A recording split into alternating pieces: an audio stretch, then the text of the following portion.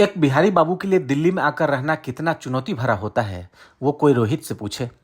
मधुबनी जिले से दिल्ली आए रोहित के भी बड़े सपने थे। दिल्ली के लिए जब चले तो अरमान नई करवटें ले रहा था। लेकिन जब दिल्ली की हकीकत से वास्ता हुआ तो क्या हुआ, ये खुद रोहित से सुनिए। वहाँ दिल्ली जाएंगे, वहाँ जॉब करेंगे, जॉब करके पैसा अर्न करेंगे। पैसा अर्न करने के बाद गांव परिवार को देखेंगे, वहाँ भेजेंगे। पहले जो सोचते हैं वो होता नहीं है। यहाँ आने के बाद बहुत दिक्कत होता है। क्या जैसे? जैसे यहाँ रूम में रहना, एक छोटा रूम मिलता है, उसमें बहुत दिक्कत होता है, गर्मी लगता है बहुत ज़्यादा। वातावरण यहाँ का शुद्ध नहीं रहता है। सबसे पहले जॉब मिलती नहीं है यहाँ पे। बहुत स्ट्रगल करने के बाद कहीं 10,000 12,000 का जॉब मिलता है।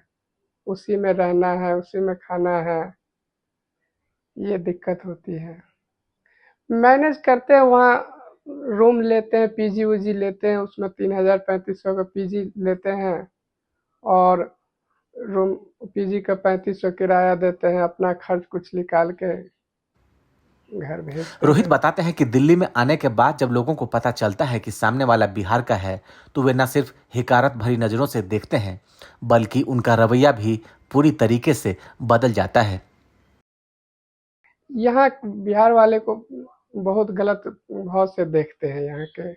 शुरू में जब आते हैं बिहार से तो उसे बोलने में थोड़ी दिक्कत होती है, उसी से वो लोग समझ जाते हैं, तो उनसे भेदभाव कुछ करने लगते हैं।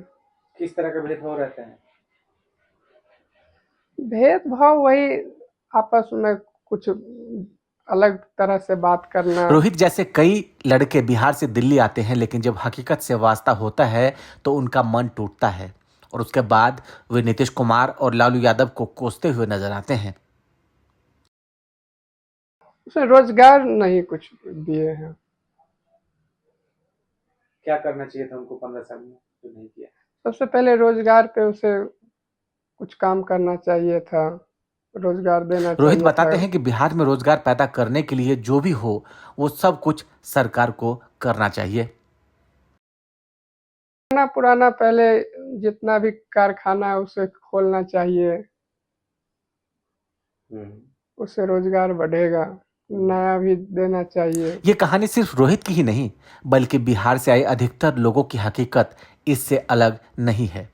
ऐसे में जरूरत इस बात की है कि लोग संजीदा हों और इस तरह के टीका टिप्पणी करने से बचे। ब्यूरो रिपोर्ट, लाइव तक।